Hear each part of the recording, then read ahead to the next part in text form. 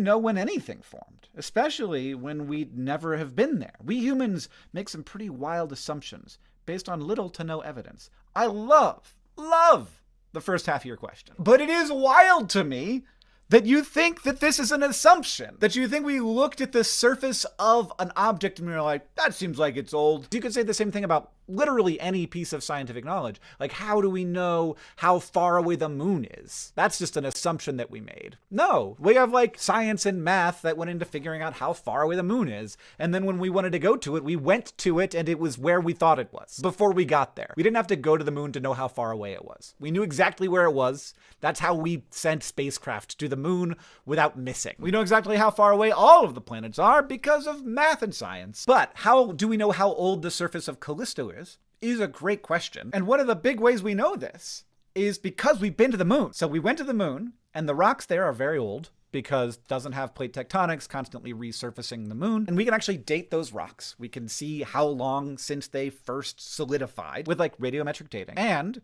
we can look at the different impacts that have happened on the moon over the billions of years of the lifetime of the solar system. And then especially on the opposite side of the moon, the one that doesn't face us, there's way more craters. And we can see when different periods of bombardment happened. So there were different moments in the history of the solar system where there were spikes in the number of objects being thrown around and hitting Earth and Mars and Venus and the moon and the moons of Jupiter. And on Callisto, we can see very clearly the number of craters that are on the surface of that planet. And we can see that it's very high. It's a very high density of craters. And these bombardment events basically were when small objects got tossed around, and they went everywhere when they got tossed around. They hit the moon, they hit Earth, they hit moons of Jupiter, they hit Mars, and we can see that Callisto has a record of all of the bombardment events all on top of each other, including like the earliest bombardment event, and that helps us date how long ago the surface of Callisto formed, and that it has not been resurfaced since then. And in general, any object that has just a ton of craters on it, that's going to be an old object in the history of the solar system. Like the opposite side of the moon, which is about as old as the surface of Callisto, but the